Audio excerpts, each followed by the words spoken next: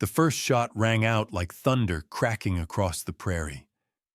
Willa Redbird's breath came in ragged gasps as her boots pounded the dirt road of Calico Ridge, her golden-brown braid flying like a banner behind her. Blood pulsed in her ears, louder than the gunfire. She didn't dare look back. She could feel him, one of Silas Hardwick's men, gaining like a wolf hunting down a wounded doe. The sound of the town faded behind her. Her vision tunneled. Her lungs screamed. Her only focus was forward toward the edge of the trees, beyond the general store where safety might still be found. Then the second shot exploded. Fire bloomed in her back just beneath her right shoulder blade. The force of it punched the air from her lungs and sent her stumbling. Her knees buckled. She twisted mid-fall, a breathless cry tearing from her throat as the world tilted sideways. She never hit the ground. Strong arms caught her mid-collapse, one slipping behind her shoulders, the other scooping beneath her knees. The sudden halt jarred the breath from her again, but it wasn't the dusty street that greeted her. It was a man's chest, solid and warm, his voice trembling with urgency. "Hold on, miss. Stay with me." Her head lolled as she fought to keep her eyes open.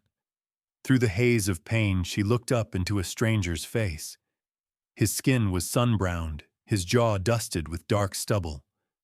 Green eyes burned into hers, not cruel or frightened, but fierce with protectiveness. He wasn't the enemy. And then everything went black. Colton Greyhorse had been in town less than 2 hours. He'd tied his mare outside the trading post and stepped inside for coffee and nails. He didn't expect gunshots. He sure as hell didn't expect to see a woman with golden hair running like hell itself was behind her and then dropping in front of his boots with a blossom of blood staining her back. Instinct overrode thought. He dropped his goods, sprinted, and caught her before her skull cracked on the earth. Now he knelt in the street, her body limp in his arms, his hands slick with her blood. "Doc, somebody get Doc Tate," he yelled, turning his head toward the gawking townsfolk gathering on the porches. "She's been shot." A few startled murmurs spread and someone took off running toward the east end of town. Colton didn't wait. He lifted the woman lord, she barely weighed more than a sack of oats, and started running toward Doc Emery Tate's whitewashed house on the corner. Her head lolled against his chest. He looked down at her face, high cheekbones, lashes dark against flushed skin, lips parted in unconscious pain. She was beautiful, yes, but something else struck him harder. There was a wild desperation clinging to her even in stillness. Whoever she was, she hadn't just been running from danger. She was running from someone who thought they owned her. Doc Tate met him at the door, already rolling up his sleeves. "Inside." "Quick." Colton carried her straight to the wooden table in the center of the room. Tate was sharp and steady, his eyes narrowing as he examined the bloodied back of the woman's dress, shot from behind. "Close range. Bullet still in there," Tate muttered. "Cut away the fabric. Hold her steady." Colton braced her shoulders gently but firmly as Tate began slicing through the torn dress and corset with his shears. The wound was angry, still bleeding, but not gushing, maybe a miracle. When the metal forceps slipped into the wound, she came awake like lightning struck her. Her scream nearly tore Colton in half. "Easy now," he said, pressing one hand against her uninjured shoulder. "You're safe. We've got you. You've been shot, but you're still here." Her wide eyes searched his face in panic, then confusion. "Who?" she gasped. "Name's Colton Greyhorse," he said, trying to keep her grounded. "You fell into me. That's about all I know." "Willa," she whispered. "Willa Redbird." Then she slumped again. Tate grunted and pulled the slug free. "Lucky. Missed anything vital, but she's gonna need rest, quiet, and someone to keep her alive long enough to heal." "I'll take her," Colton said without hesitation. The old doctor's eyes snapped to his. "You sure about that?" Someone meant to kill her, and they're not done. Tate didn't argue. Together they cleaned and bandaged her wound. Colton's hands were still stained red as he helped settle her into Tate's spare wagon with pillows and blankets. The crowd outside had thinned, but whispers still followed him like smoke. He didn't care. Willa Redbird hadn't cried out for help. She hadn't had the chance. But the fear in her eyes when they locked on his, the raw instinct to run even in pain, said everything.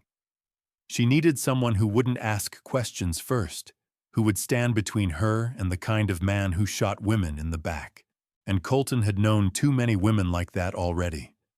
By the time they reached his cabin nestled between Pine and Sandstone Ridge, the sun had dipped low in the sky, casting fire across the plains. He carried her inside, laid her gently on the only bed he had, and stoked the fire with shaking hands.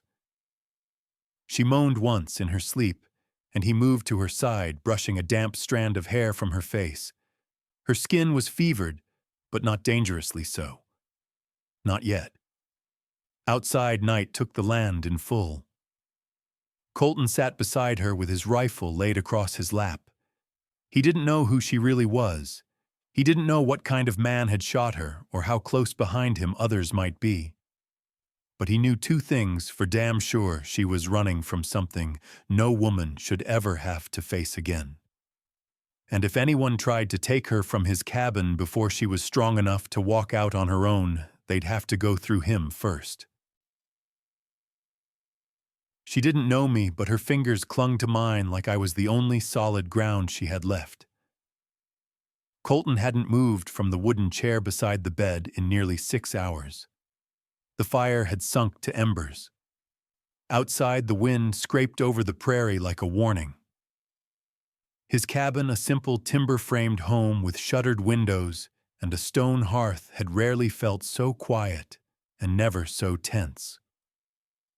Willa Redbird's breathing had steadied, but each shallow rise and fall of her chest made Colton flinch, like he was waiting for it to stop.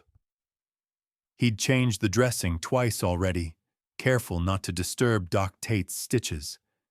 Her fever hadn't worsened, but it hadn't broken either. He wiped her forehead again with a cool cloth, glancing at the sliver of moonlight that crept along the wall. She hadn't spoken since that one word, her name, and he kept replaying it over and over in his head. Willa. It didn't suit the image of the blood-soaked stranger who collapsed into his arms. No, it sounded more like a name whispered across fields of corn in the summer, or carved into the handle of a well-worn knife. Familiar, rooted. But nothing about this woman seemed safe or steady. She looked hunted, carved from grace and survival, and now she was in his bed, unconscious, under his roof. He'd only meant to buy fence nails and a cup of coffee. Now he was guarding a woman someone had tried to kill in the middle of town. The wind rattled the shutters, and Colton's jaw tensed. He rose slowly, stepping across the cabin floor, careful not to let the boards creak. He checked the rifle again, loaded and leaning beside the door. The revolver was on the table, one hand's reach away. The cabin was small, one room, but it had what counted firewater and sturdy walls. It would have to be enough. He turned back just in time to see Willa stir. Her brows drew tight, lips parting in a soft groan as she tried to shift. Pain stopped her, and she let out a shaky breath that almost sounded like a sob. Her eyes fluttered open, confused and glassy. She blinked several times before settling on his face. "Where?" she whispered, voice raw. "You're at my cabin," he said gently. "Just outside Calico Ridge. I'm Colton Greyhorse. You were shot." Doc Tate pulled the bullet. "You're safe." Her eyes darted around the room, wary like a deer freshly snared. I don't remember." Her hand moved weakly toward her side. Did he follow me?" "No one followed us," Colton said, kneeling beside the bed. "It's just you and me. You've been out since yesterday afternoon. That was a bad wound." Her fingers twitched against the quilt. Colton reached out instinctively, offering his hand. To his surprise, she took it, gripped it, tight. She didn't even look at him, just held on like drowning in deep water. "I've got you," he murmured. "Ain't nobody gonna touch you here." Her lips trembled, but she didn't cry. There was a strength in her deep, buried under pain and exhaustion, but it flickered in her eyes. "I'm sorry," she whispered, voice cracking. "I didn't mean to drag you into this." Colton shook his head. "You didn't drag me anywhere. You were running, and someone tried to kill you. That ain't on you." A pause. Then barely audible, "It's always on me." Silence hung thick for a moment. He didn't push. He knew that edge of shame in a person's voice. Sometimes letting them keep their secrets a while was its own kind of mercy. He stood slowly, poured a tin cup of water, and returned. "You need to drink. Doc said fever's likely. Water helps." Willa took small sips, her lips barely touching the rim, her hands trembling slightly. He held the cup steady until she was done. When he eased it away, her gaze lingered on his. "Why'd you help me?" she asked. He didn't look away. "Because you needed it. You didn't know me. Still don't." "Nope. But I knew that the man chasing you wasn't going to stop at scaring. He wanted to finish something. I couldn't let that happen." She blinked like she wasn't used to answers so simple. Colton walked to the fire, stirred it back to life, and set the kettle on. "You remember anything about the shooter?" A name. Her silence stretched. He glanced back, saw her jaw tense. "I can't," she said quietly. "Not yet. It's not just one man. It's the one behind him. If he knew I was still breathing." She trailed off, eyes darting to the window. Colton followed her gaze, then stepped over and latched the shutter tight. "No one knows where you are. Only Doc. I trust him." Her head turned slightly on the pillow, studying him. "You don't even know my story. I could be lying. I could be bringing trouble to your door." "You are bringing trouble to my door," he said evenly. "But I reckon it ain't the kind I can't handle." She let out a breath that might have been the ghost of a laugh. "You're either brave or foolish." He smirked. "I've been called worse." A knock at the door jolted them both. Colton's body tensed. He reached for the revolver on the table, quiet as the grave, and stepped to the side of the frame. The knock came again, 2 soft raps. "Colton, it's me," came a woman's voice. "Don't shoot."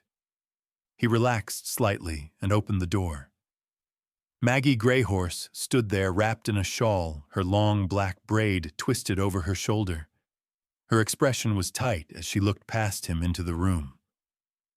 "I heard talk in town. A woman got shot. You brought her here, she's resting." Doc patched her up. Maggie stepped inside, eyes narrowing when they landed on Willa.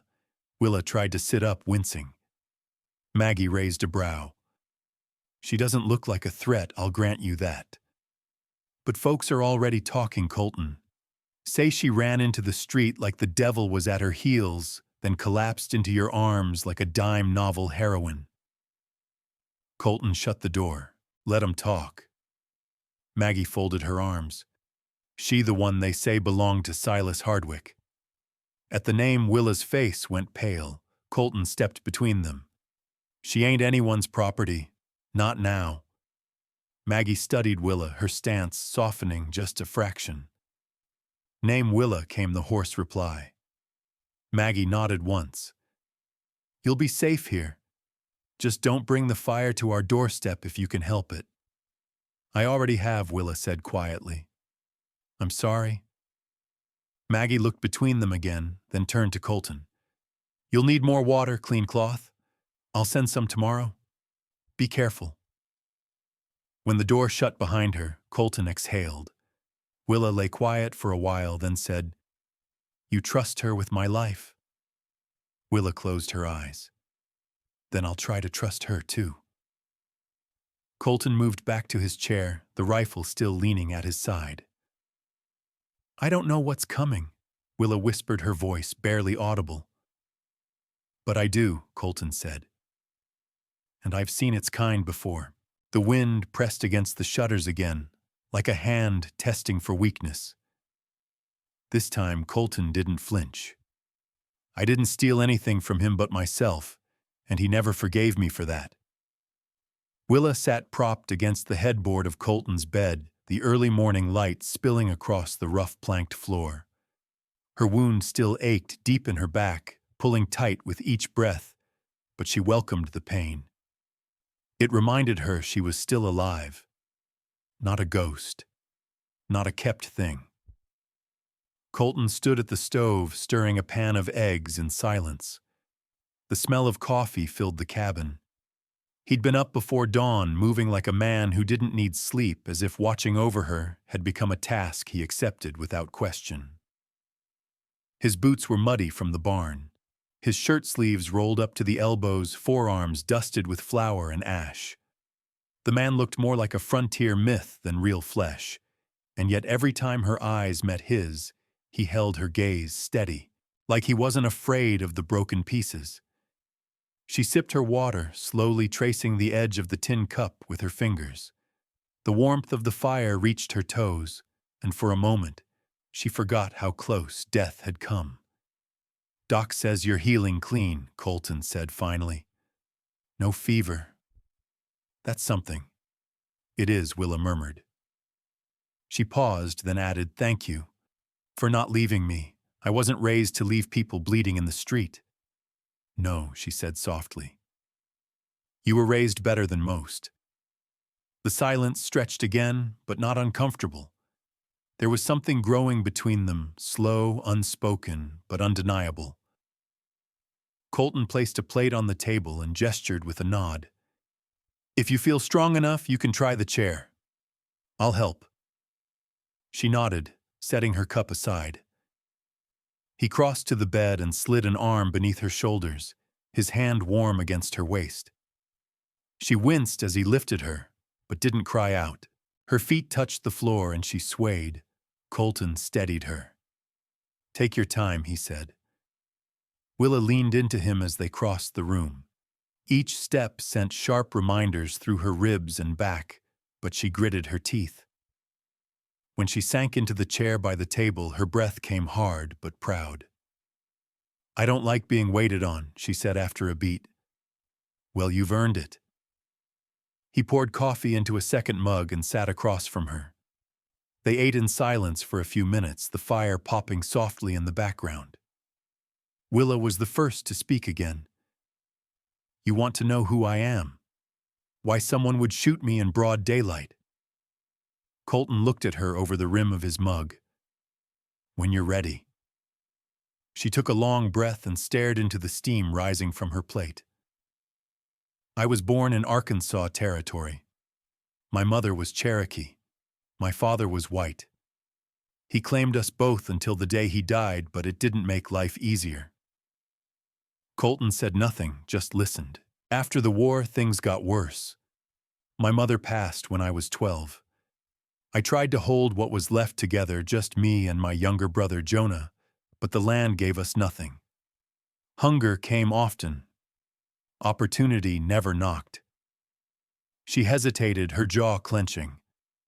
That's when Silas found me, she continued. I was 17, working at a feed store, barely scraping by. He walked in dressed like Kansas City money and spoke like he could buy the world. Said I had grace, that I should be in silk, not muck. Colton's eyes narrowed.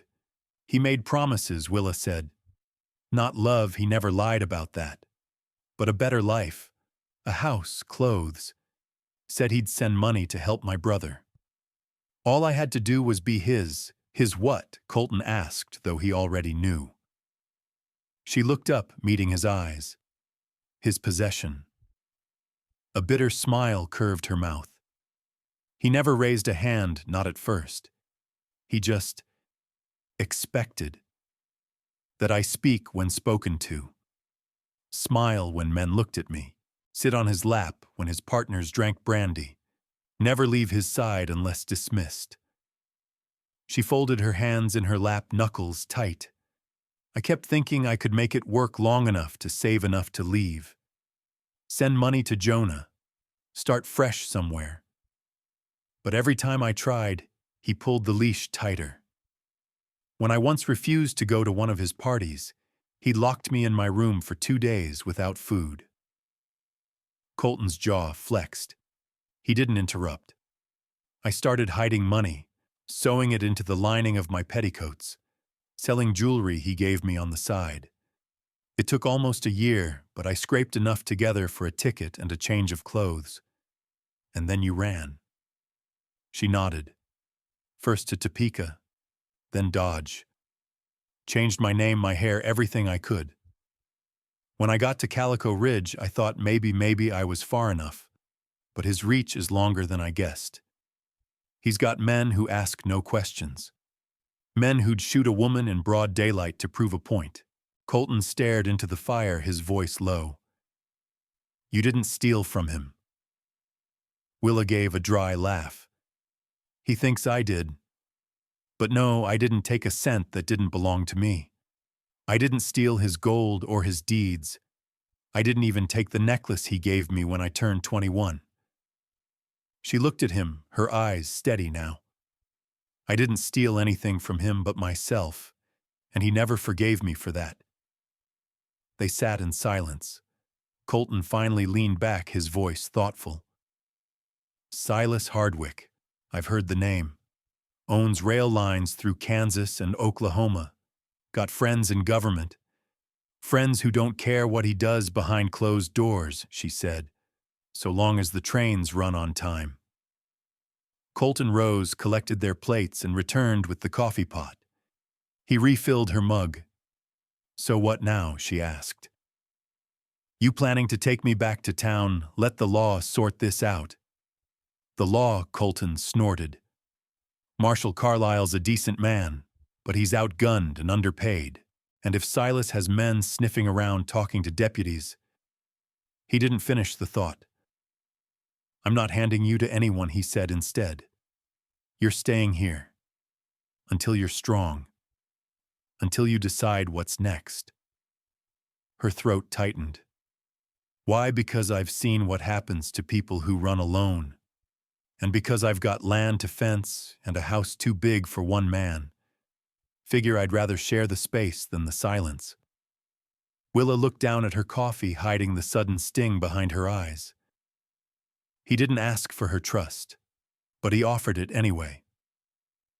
Colton glanced out the window, the wind picking up again. You'll need rest. Maggie's bringing more supplies tomorrow.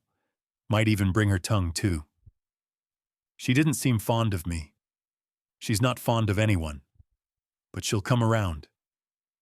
Willa took a long sip and set her mug down. Silas won't give up, she said. Even if he thinks I'm dead. Then we'll be ready, Colton said. The fire crackled low, casting long shadows across the cabin walls. Willa watched them flicker, the ghost of her past, dancing just beyond reach. But for the first time in a long while, she didn't feel alone in the dark. Ain't no woman rides into hell and comes out clean, but it don't mean she's broken, just means she knows the way out. The day was warming fast, the sun climbing above the hills like it had something to prove. Willa stepped carefully into the barn, gripping the edge of the stall to keep her balance. Her back still pulled with every breath, but she refused to let the pain make her small. Not anymore. Dust motes danced in the light pouring through the high windows. The smell of hay sweat and old wood wrapped around her like a memory. Colton was near the far end of the barn, working on a busted plowshare, his shirt damp with sweat sleeves rolled to the elbow. He glanced up when she entered, but didn't rush to her. You're out early, he said, hammer still in hand. I couldn't lie in that bed a minute longer, Willa replied, resting her hand on a beam. Thought maybe I could help muck stalls or brush the mare. He set down the tool, wiping his hands on a rag. You don't have to push yourself to prove anything. I'm not proving anything, she said. Just tired of being still. Colton studied her face, then nodded once and gestured to the second stall. Saddle soap and brush are there. She likes her withers done slow. As she moved toward the mare, a gentle sorrel named Clementine, her steps were deliberate. Her muscles ached, and every so often she paused to steady herself. Still, her hands were firm, her touch practiced. Horses had always made more sense than people. Clementine flicked an ear and shifted, but didn't protest as Willa leaned close and whispered something only the horse would ever hear. She was halfway through brushing when the sound of a wagon rattled down the lane. Colton lifted his head and walked out to the barnyard. Willa followed, squinting into the sun. A small buckboard rolled to a stop, pulled by two geldings, and driven by a woman with a wide hat and the kind of frown that seemed carved from granite. Behind her sat a teenage boy with a banjo slung across his back, strumming absent-mindedly. "Morning, Colton," the woman called, setting the brake. "Brought what you asked for, and more besides." "Appreciate it," Maggie Colton said. Willa stepped into view, and Maggie's frown deepened. "I see your house guest is still breathing." "She is," Willa said coolly. "And right here," Maggie climbed down, dusting off her skirts. "Well, she's got fire in her." "That's good. Healing takes more than salves and stitches."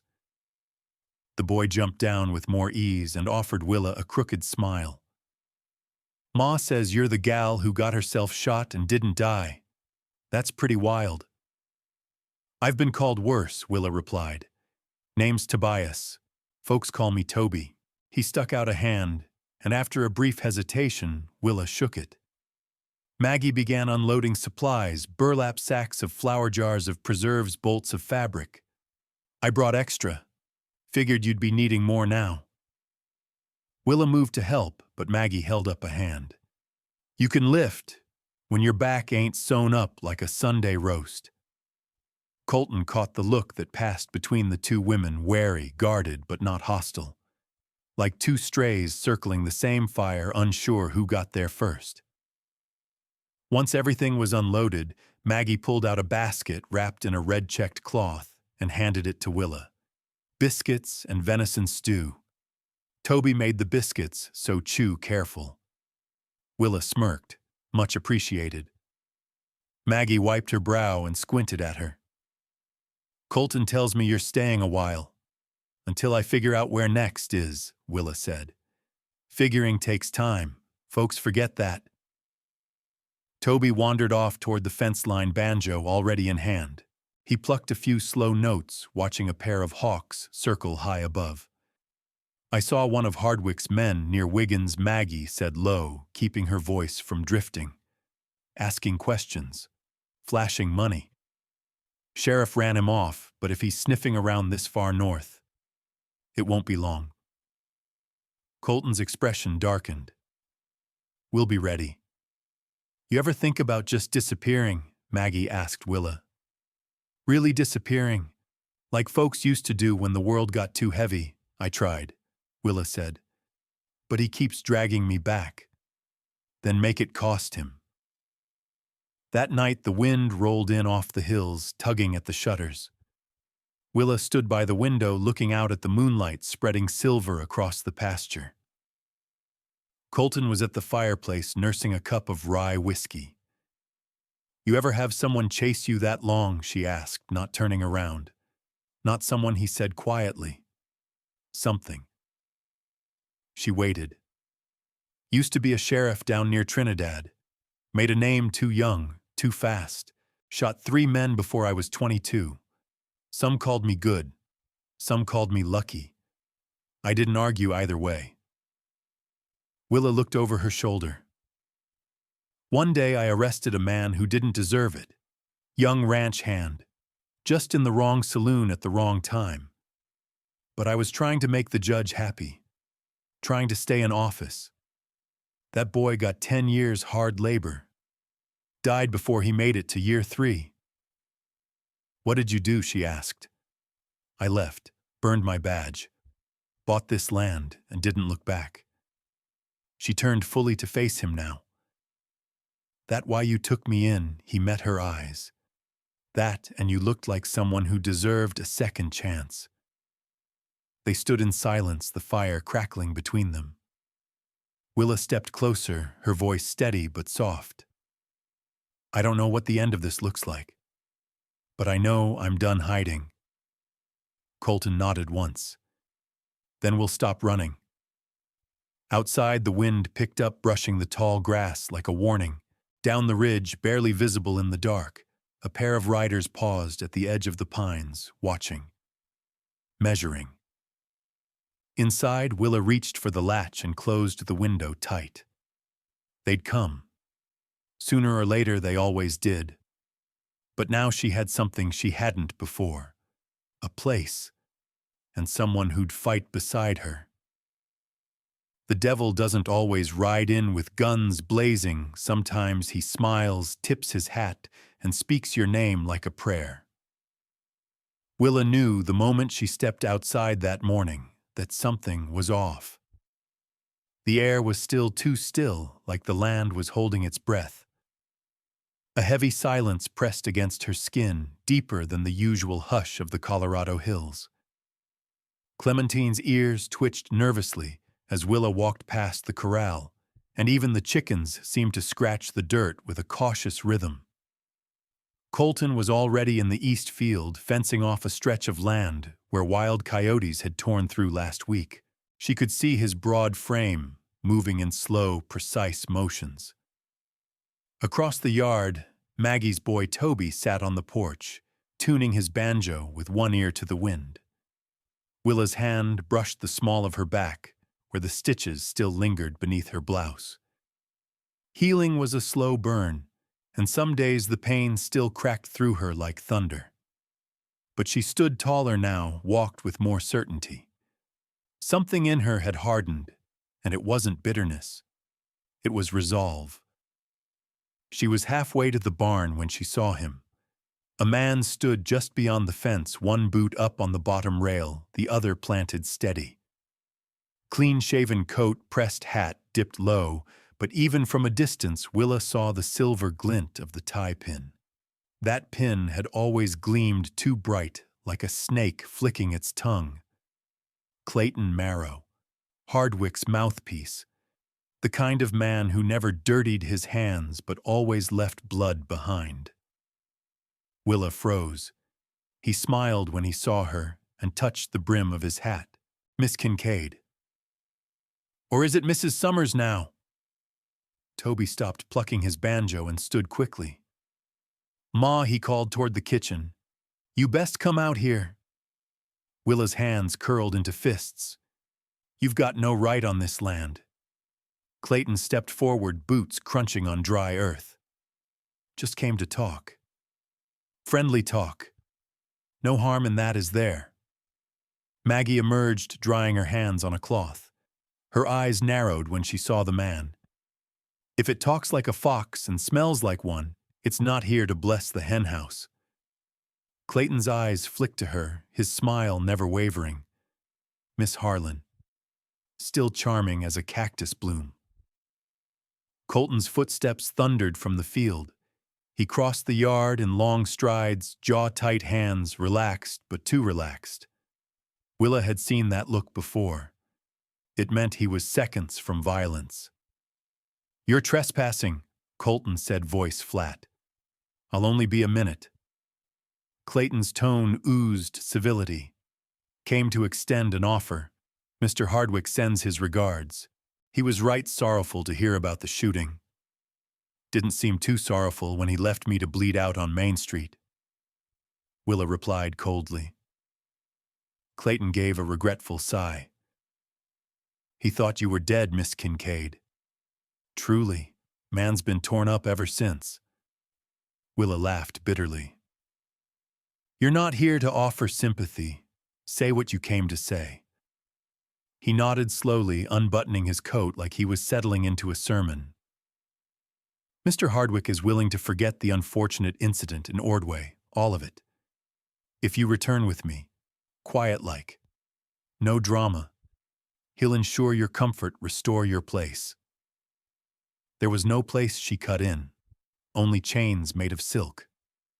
Clayton's eyes hardened for the first time.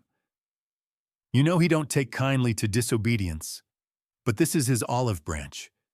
For your sake, I'd take it. I'd rather sleep in the dirt and let the coyotes gnaw my bones. The silence that followed was taut as a whip. Even the birds seemed to still. Clayton tipped his hat again. Well then, guess we'll see each other again. Sooner than you think. He turned, strolled back to his horse, and mounted with a casual grace that made Willa's stomach turn. He rode off slow, as if he had all the time in the world. Colton exhaled once hard. We need to move her. No, Willa said. I'm done running. They'll be back, and next time it won't be just words. Then we'll be ready, she said. I want to learn. Teach me to shoot. Teach me to hold my ground. Maggie stepped forward. That's not a light thing to ask. I know what I'm asking. Maggie held her gaze for a long moment, then nodded once. I'll fetch my rifle. The rest of the day passed in tense preparation. Toby helped set up cans along the fence line, while Maggie brought out a weathered Sharps rifle and a smaller Colt pistol. You start with this, she said, handing Willa the pistol. It won't knock you on your back. The weight of it surprised her. Not heavy, but final. Colton watched her stance, adjusted her arms gently. Breathe slow. Don't yank. Press. Willa focused on the can, imagining Clayton's smug face, and fired. The first shot missed wide, but she didn't flinch. The second was closer. By the fifth, the can toppled. Toby whooped. That'll do. Willa smiled slightly. Again. They trained until the sun dipped low, bleeding red across the hills. Her arm ached, but her heart felt steadier. That night around the fire, Maggie handed her a tin cup of black coffee. You were good today, she said. You'll need to be better tomorrow. I will be. Colton sat beside her, close but not pressing. You ever wonder why he wants you back so bad? Willa stared into the flames. Because I was the one thing he couldn't buy. And now I'm the only thing he can't own. A long silence followed, broken only by the crackling logs. Maggie leaned forward. Then make him choke on it. Willa met her eyes. I intend to. Outside, hidden beneath the darkness, hoofbeats echoed in the distance. Not close. Not yet. But coming. Sometimes it's not the storm you see coming that breaks you, it's the silence before it. A cold wind crept across the ranch, whispering through the slats of the barn and curling around the edges of the cabin doors. Willa stood alone on the porch, her arms wrapped tight around her frame, watching the distant tree line. She'd been listening for hours, listening for the sound of hooves' voices. Anything but all she heard was the quiet. It was the kind of stillness that made the hairs rise on the back of her neck. Colton hadn't come back yet. He'd ridden out before dawn to check on an injured calf that had gone missing from the north pasture. Said he'd be gone an hour or two at most. It had been nearly 4, and Willa couldn't shake the feeling that something had gone wrong. Behind her, Maggie stepped outside with a shawl draped over her shoulders, her eyes scanning the same horizon. He's late, Willa said. Maggie nodded. Yes. You think it's him, if it is. Maggie said softly, he's not alone. Willa's stomach turned. The memory of Clayton's visit still lingered like smoke after a fire. He hadn't come for conversation. He'd come to measure the land, to calculate. Inside, Toby packed the last of the rifles into a burlap sack and checked the ammunition Colton had stockpiled in the cellar. They'd been preparing since that morning, since the quiet began to press in too thick, like wolves just outside the light. Willa turned to Maggie. I want to ride out. No, I'm not waiting here like a rabbit. You'll wait because he told you to. Because if something's happened, we can't send another lamb into the slaughter. Willa's jaw clenched, but she said nothing. She understood Maggie's fear, understood it too well. Another hour passed.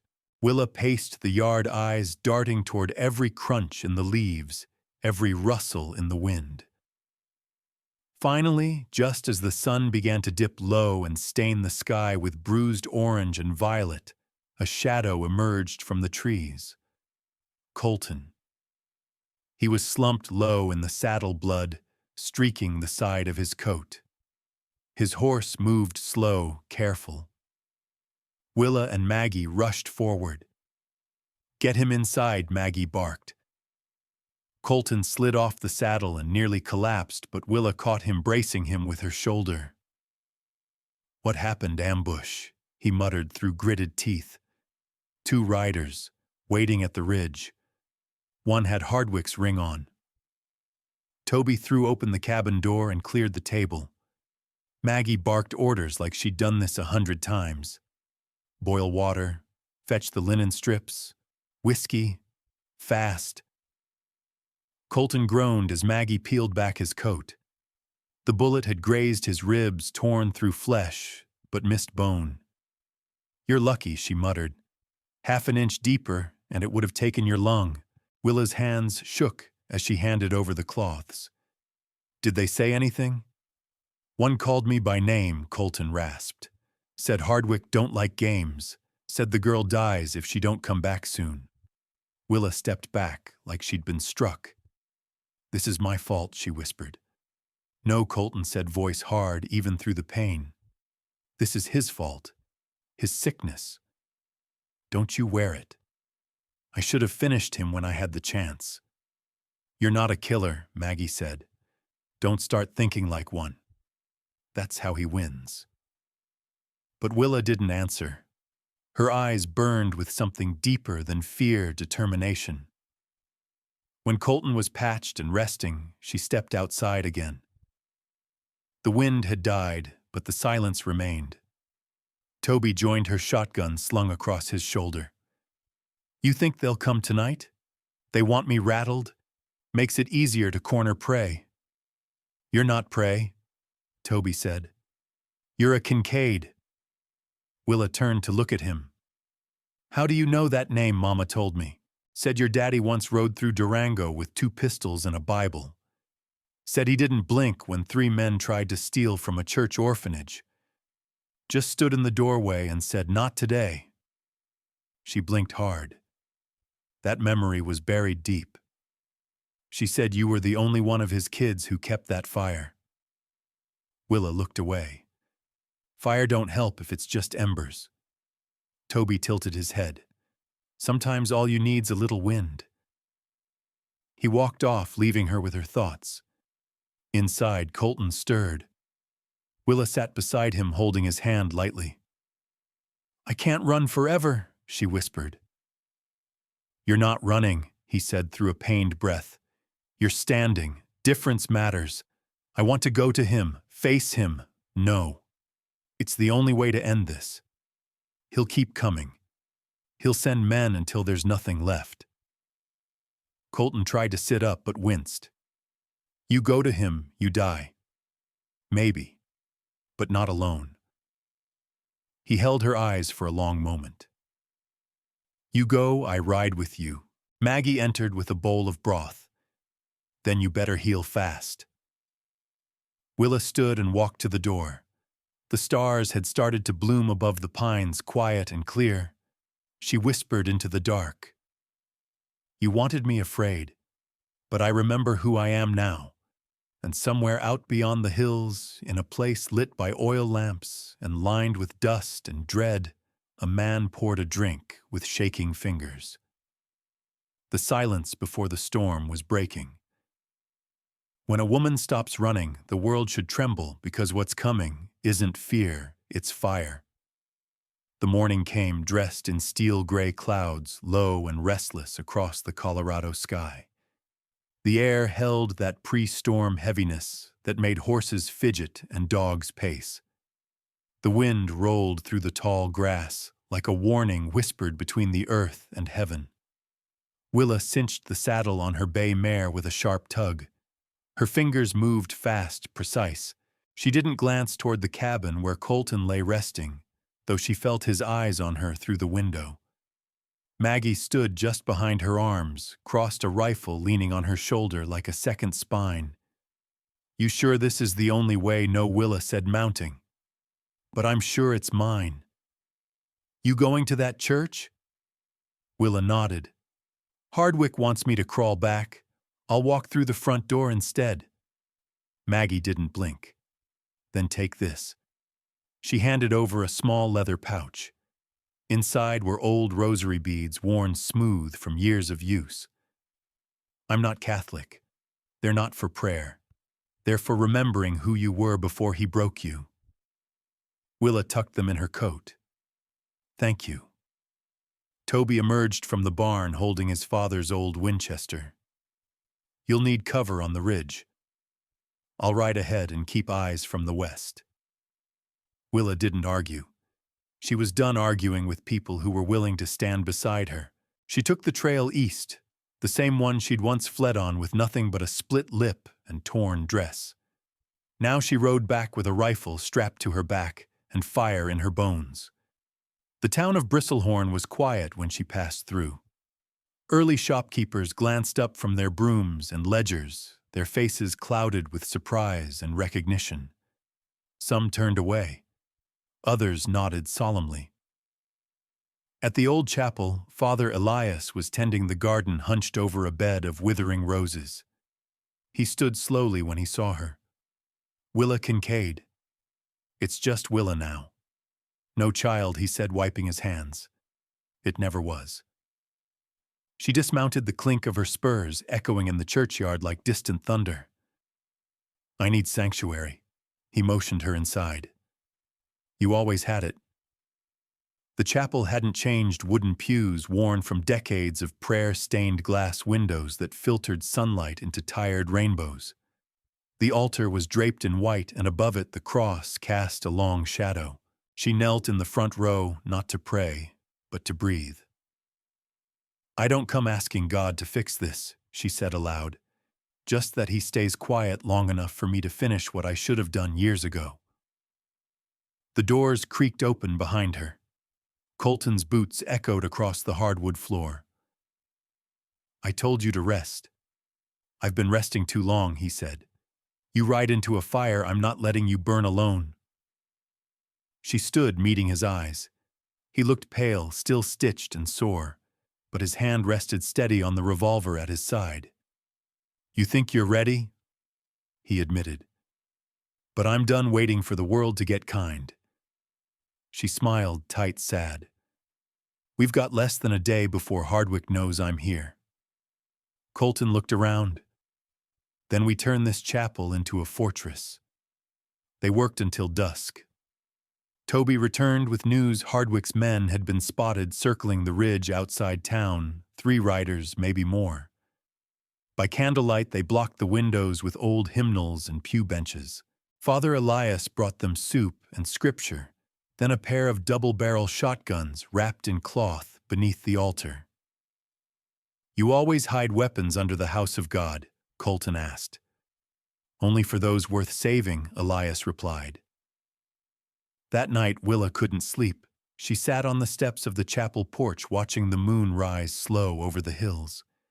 Maggie sat beside her, quiet, smoking a thin cigar. "You're not scared?" "I'm always scared," Willa said. "Then why do this?" "Because I lived scared for too long. And it cost me everything." She took out the rosary beads, ran her fingers over each tiny worn piece. "He took my name, my voice, my father's land. He doesn't get to take who I am." Maggie nodded. "Then tomorrow we end it." The night passed slow but heavy. At dawn, the first rifle crack split the quiet. Colton burst through the side door.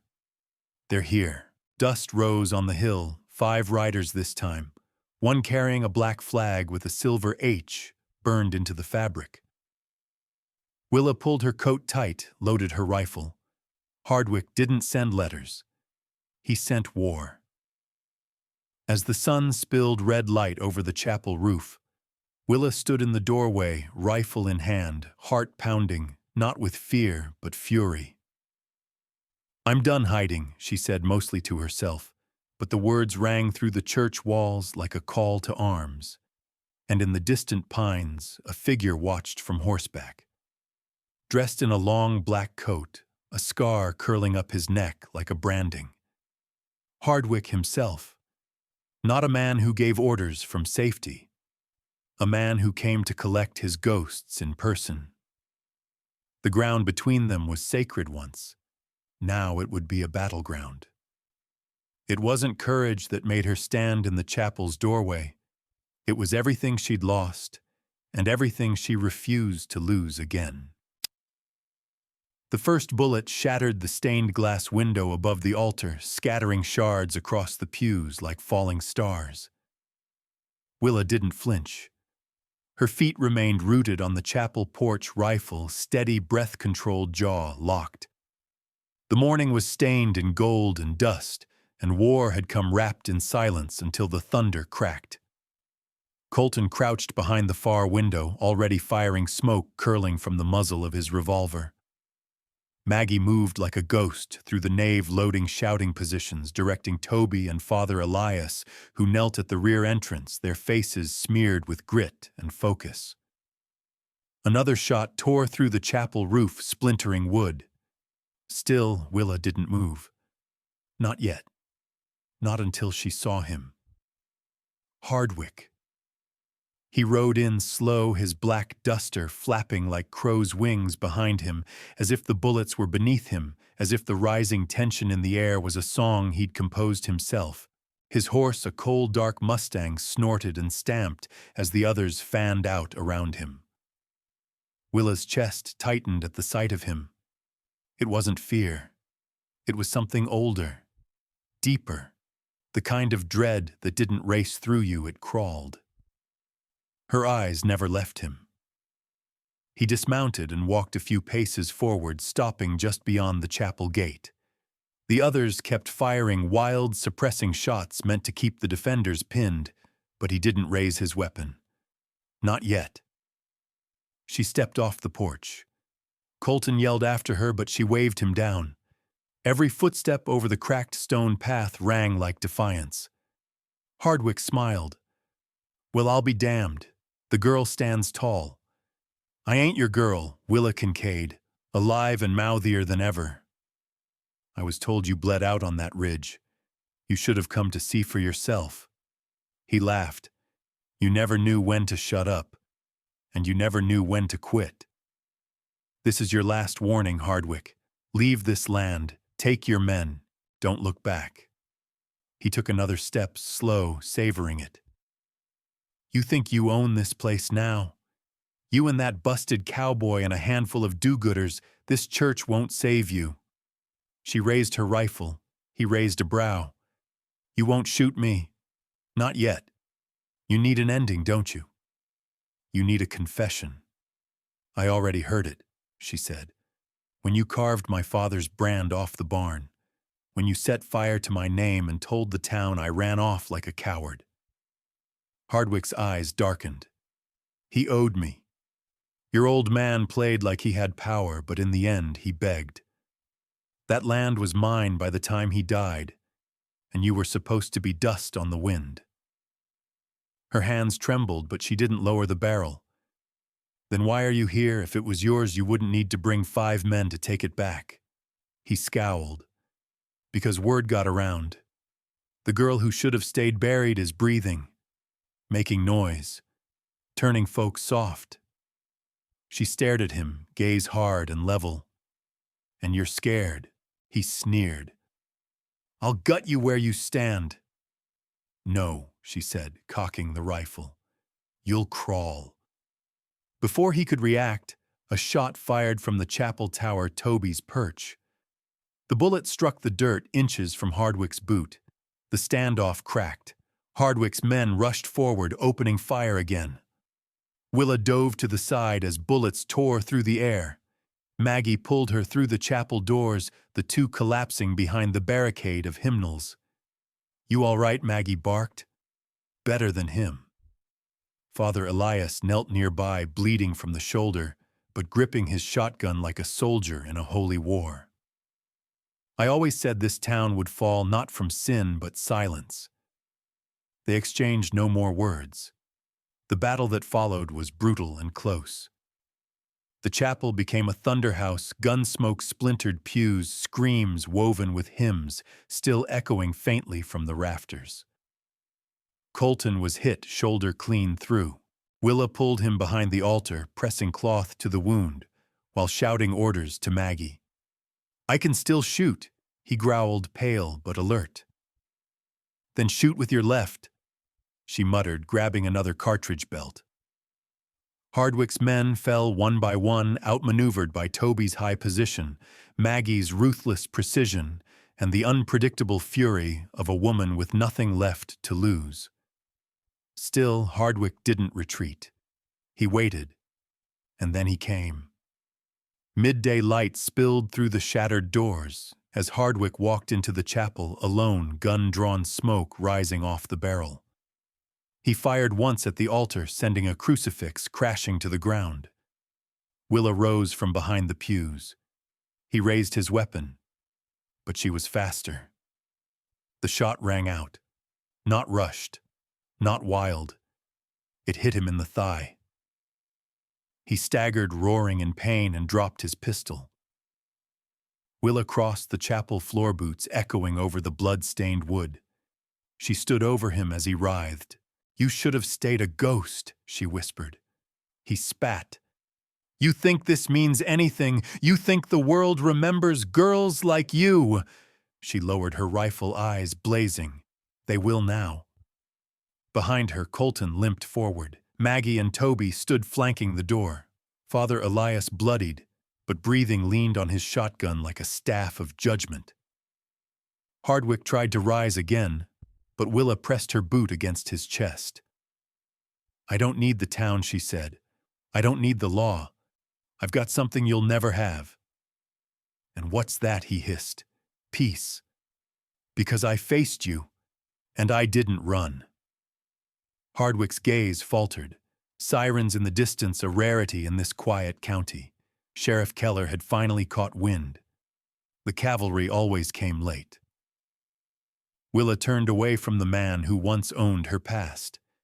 She was walking toward something now, something still forming on the horizon. And behind her, the church stood battered, but upright just like her. A house can stand empty for years, but it only takes one person to step inside and call it home again. The first warm breeze of spring swept through the charred remnants of the barn as Willa stood in the doorway, boots rooted in the dirt, where her father once laid out seed maps and cattle ledgers. The sun poured gold through the holes in the roof, and it smelled of ash hay and promise. Smoke from weeks ago still clung faintly to the beams. But for the first time in years, the Kincaid land didn't feel haunted. It felt waiting. Behind her, Colton leaned against the fence rail, arm in a sling coat slung carelessly over one shoulder. "You sure about this?" he asked. Willa turned, dirt streaking her cheek, a tangle of curls falling from her braid. "If we're going to rebuild, we start here. I meant you rebuilding. That house hasn't seen light in 5 years."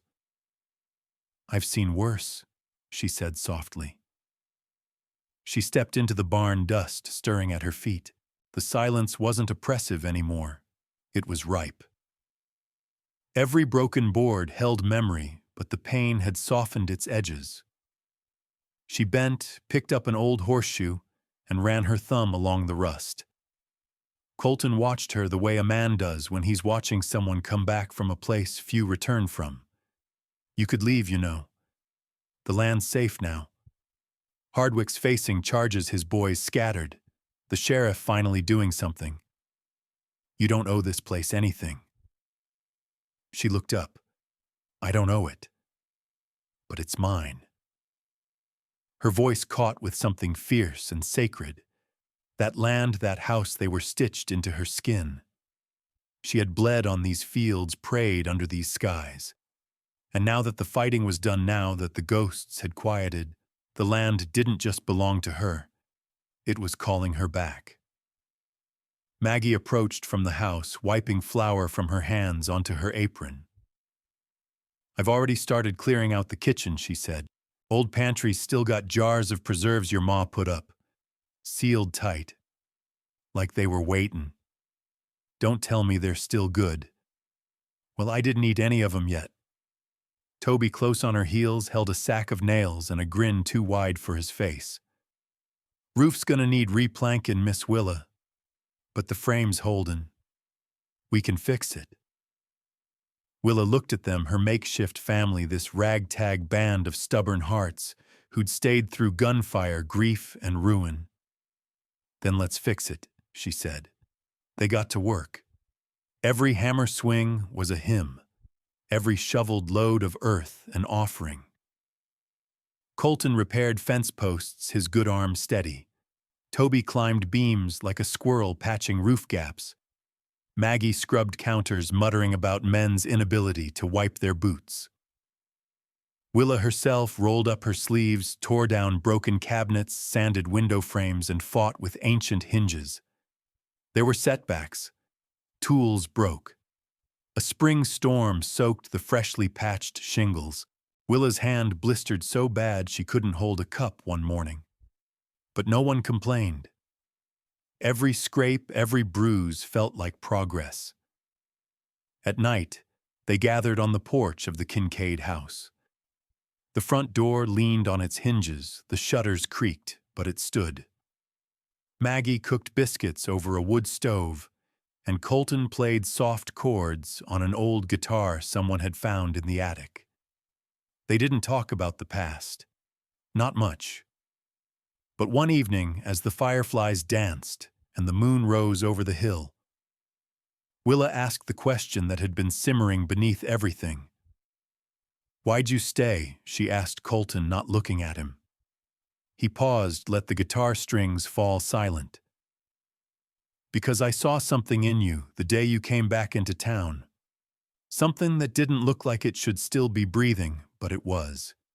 And I figured if you could still stand after what he did, then maybe I could learn to stand too." She blinked, throat thick. "I was angry. I know. I'm still angry." "Good," he said. "Means you're still fightin'." Their eyes met, and for once she didn't look away. The next morning, a wagon rolled down the road. Old Sheriff Keller stepped out, hat in hand. "Just came to let you know," he said, standing beside the fence. "Judge in Abilene sentenced Hardwick. 15 years. Willa crossed her arms. "Only 15. It's what they could pin. No bodies, no land deeds, just threats and attempted murder. But he won't be riding back through here." She nodded. "He won't get another chance." The sheriff looked around at the newly mended porch, the clean windows, the smoke from a working chimney. "Looks like you're fixin' more than just fences." She didn't smile, but her eyes softened. "We're building what he tried to burn." After the sheriff left, Willa walked to the back pasture alone. The land stretched wide, golden grass, dark soil, wildflowers peeking through the fence lines. She reached the oak tree where her father used to hang his saddle and pressed her palm against the bark. "I'm still here," she whispered. The wind rustled through the branches like an answer. Later that week, a parcel arrived. Inside was a folded letter and a deed official sealed by the state. Her name was written on the title, Willa Mae Kincaid, rightful owner of 117 acres. Colton read it over her shoulder. "You did it," he said quietly. "No," she said, voice almost breaking. "We did." She placed the deed in a drawer in the parlor beneath her mother's Bible and her father's belt buckle. At the edge of dusk, as the cattle returned to the fields and smoke curled from the chimney, Willa stepped onto the porch and looked out over her land.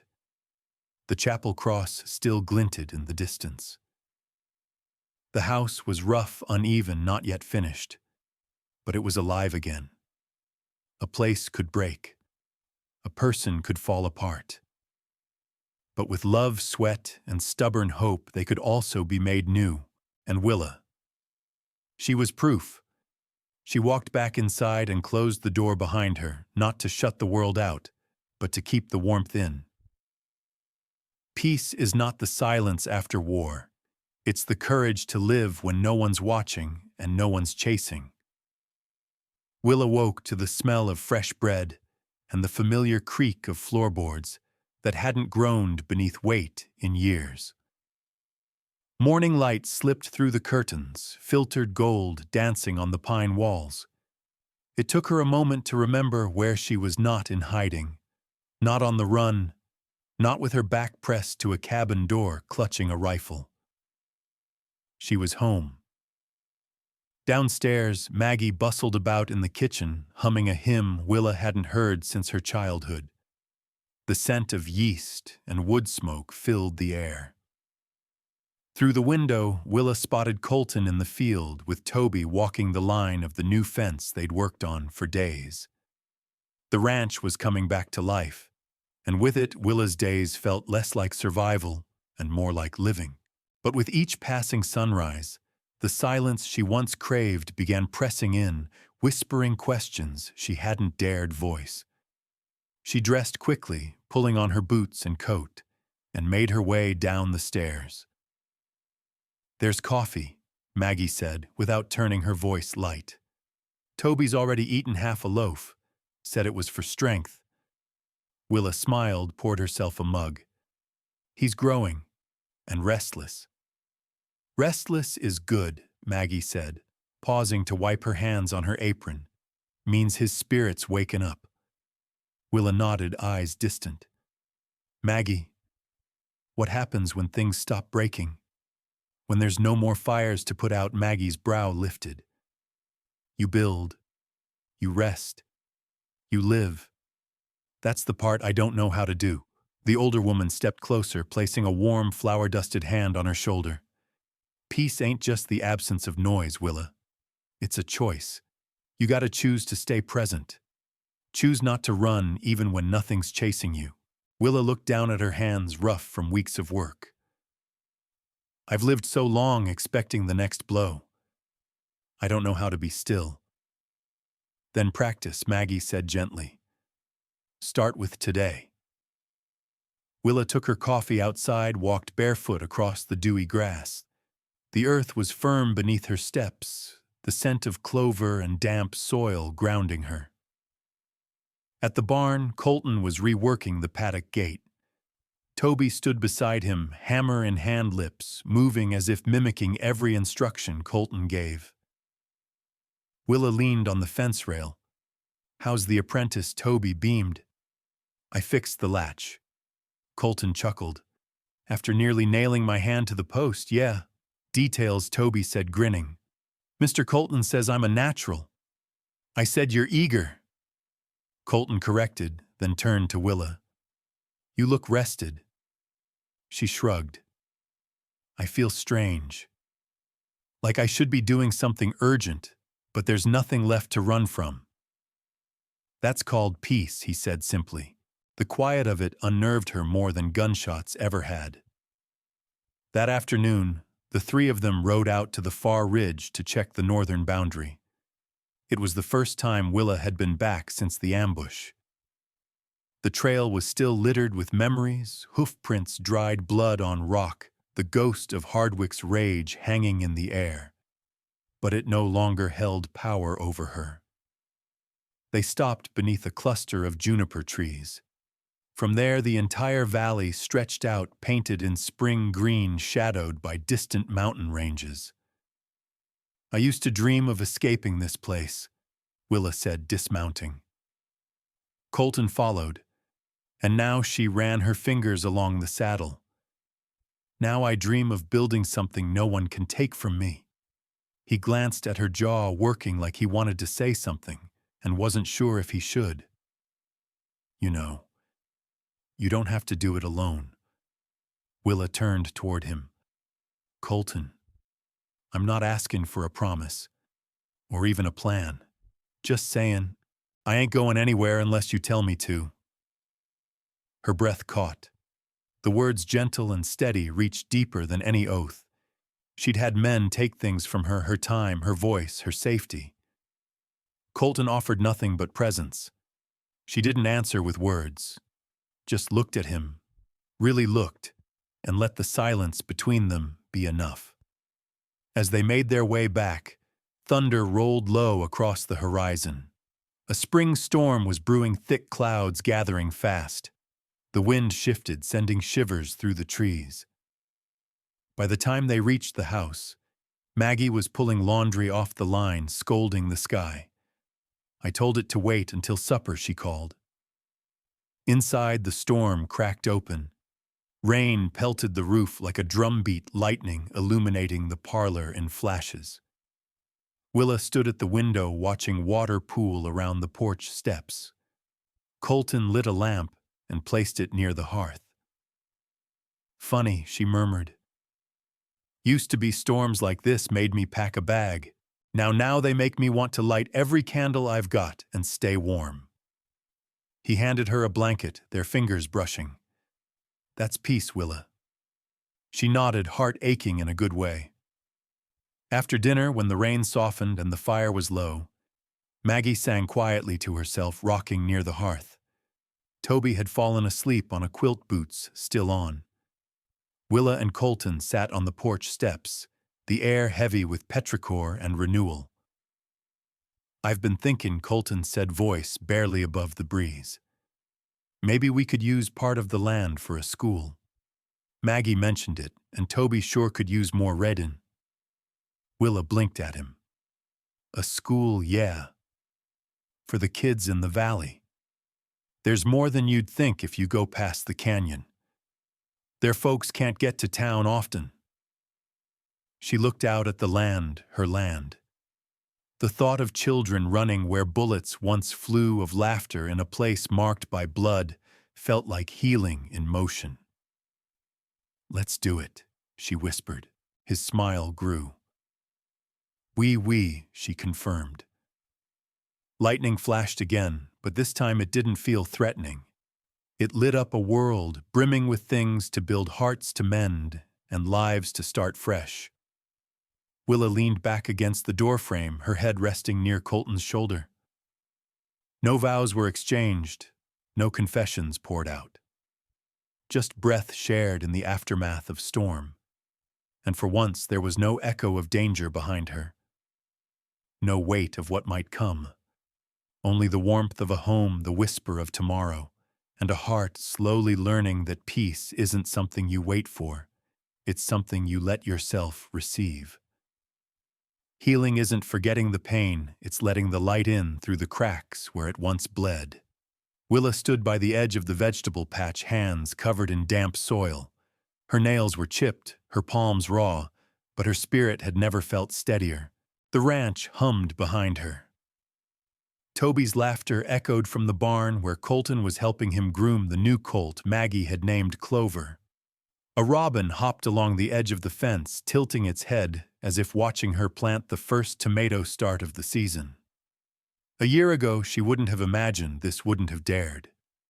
Safety had seemed like a myth, and healing an impossible road she didn't have the map for. But the land, the people, the hands that had reached for her when she couldn't stand on her own, they'd become the path beneath her. She pressed her fingers deeper into the soil, letting the earth swallow another seedling.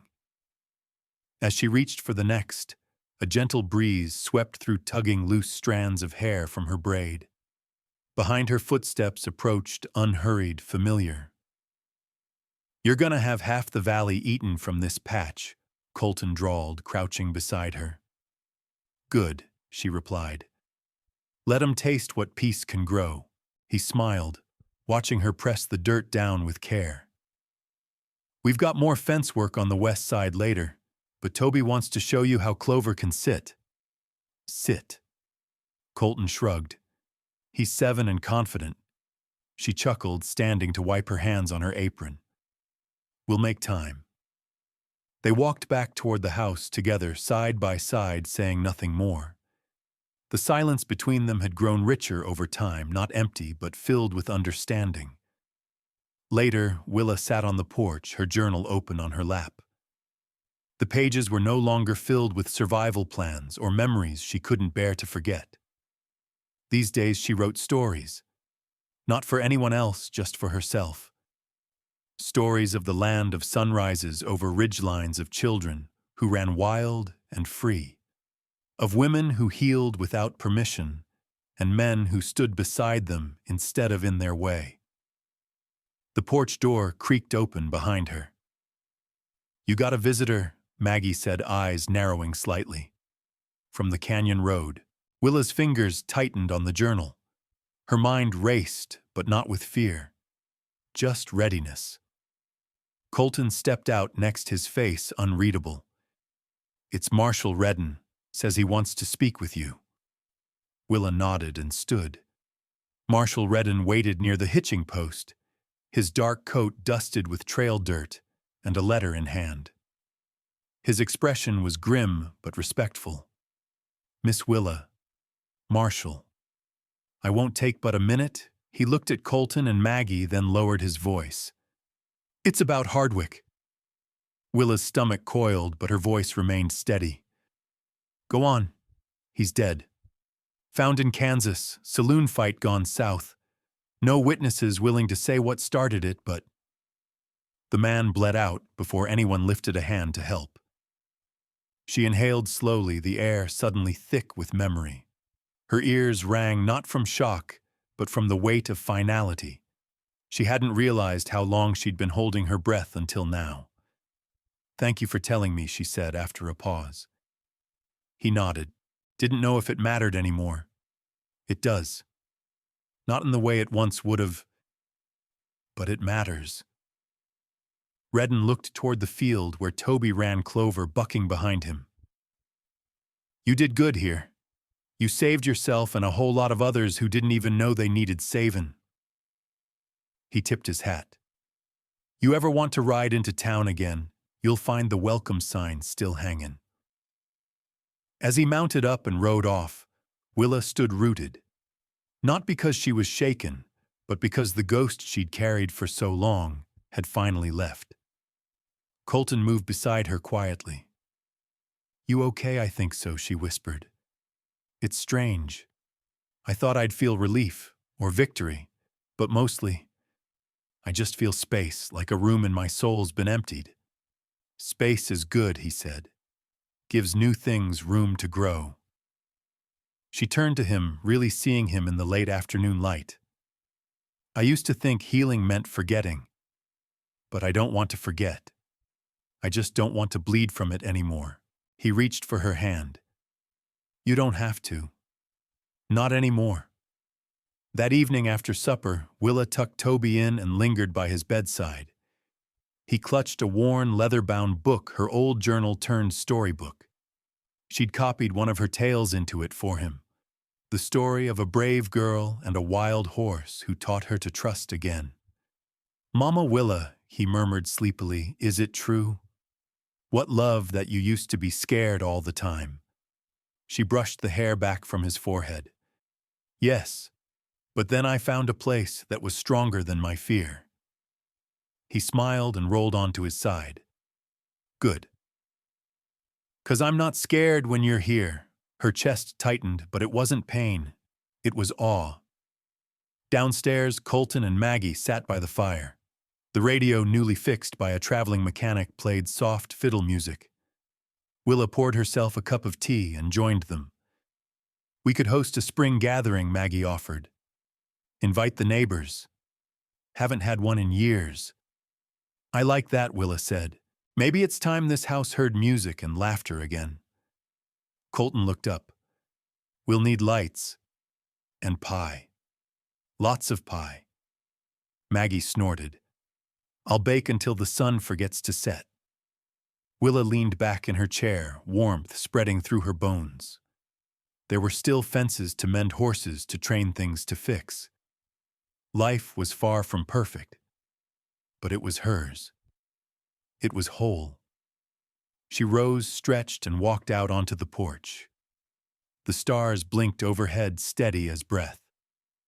For the first time, she didn't feel like a woman waiting for the past to catch her.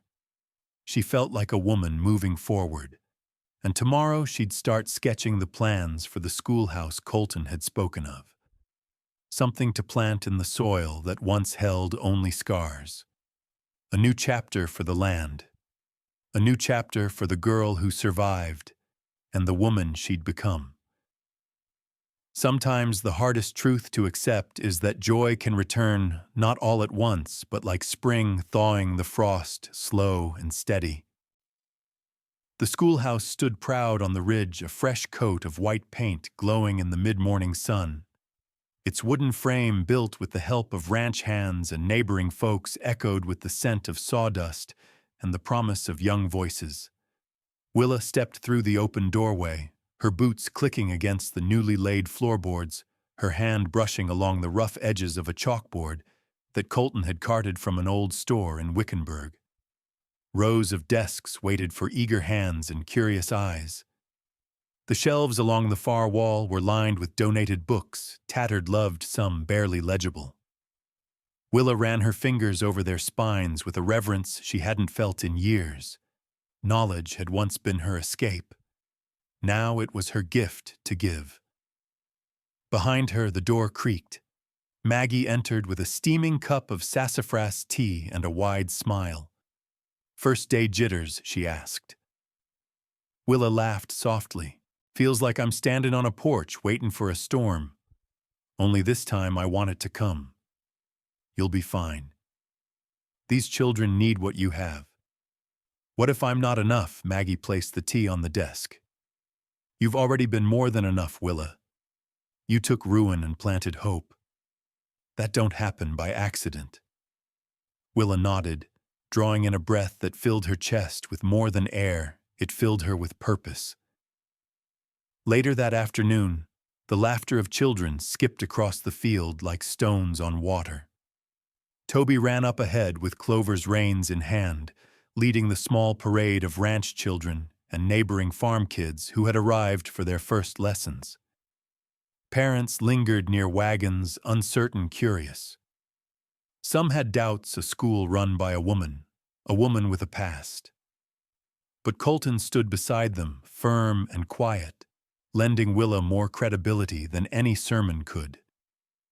Willa greeted each child by name, crouching to their level, her smile easy and genuine.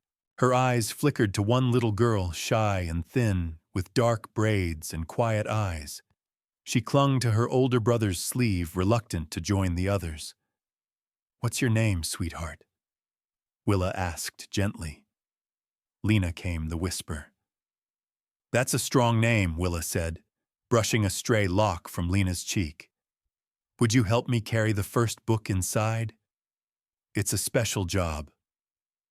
Lena's grip loosened. She looked up at her brother, who nodded. She reached for Willa's hand, small fingers threading through calloused ones.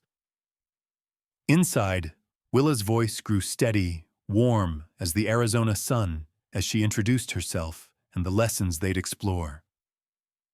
Letters that danced, numbers that told stories, and maps that opened the world beyond the ridges and canyons they called home. As the hours passed, Willa watched the transformation unfold. Quiet children raised hands. Reluctant ones smiled. Laughter returned to her ears in new tones, innocent, unburdened. When the final child left that afternoon, arms full of chalk-dusted hands and folded paper drawings, Willa sat alone at her desk, overcome.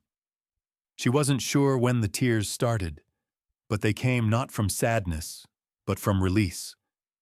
From the weight of years she'd carried that no longer owned her.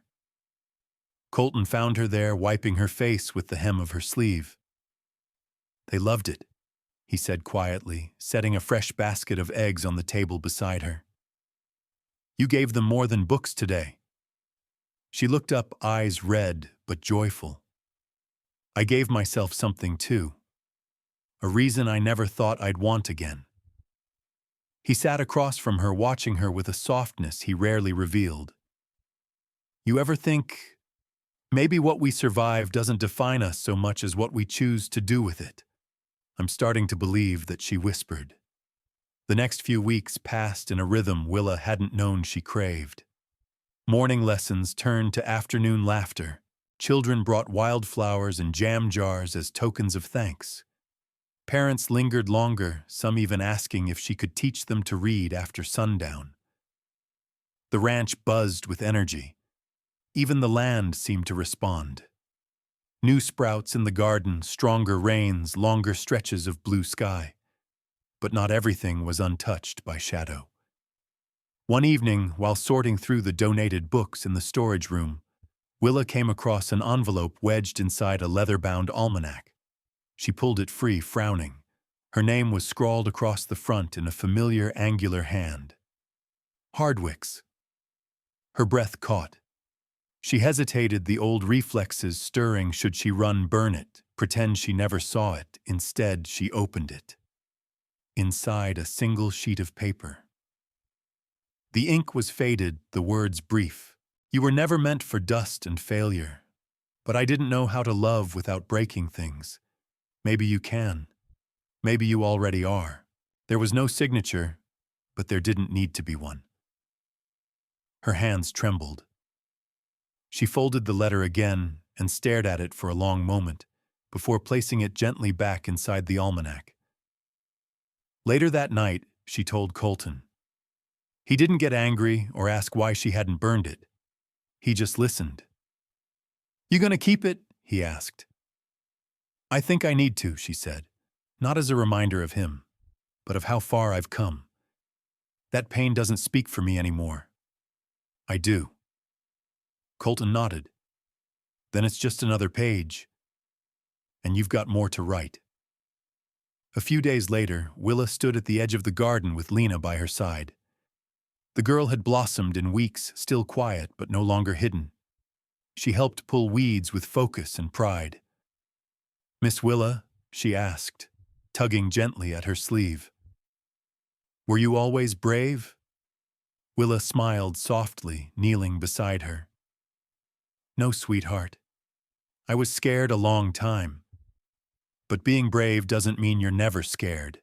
It means you keep planting even when the frost might come."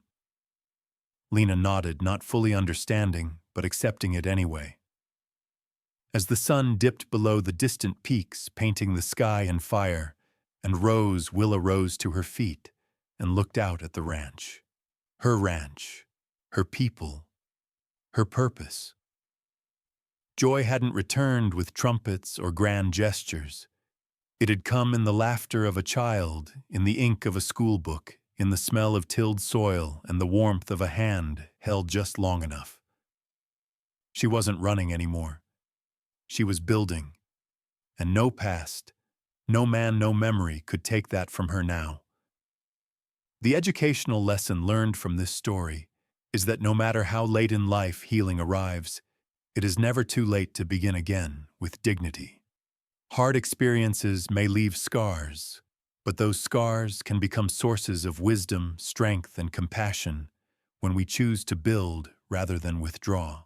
True peace is not the absence of hardship, but the quiet confidence of standing on your own ground and shaping something meaningful with what remains. And often the most lasting legacy is not what we escape from, but what we create for others once the struggle has passed.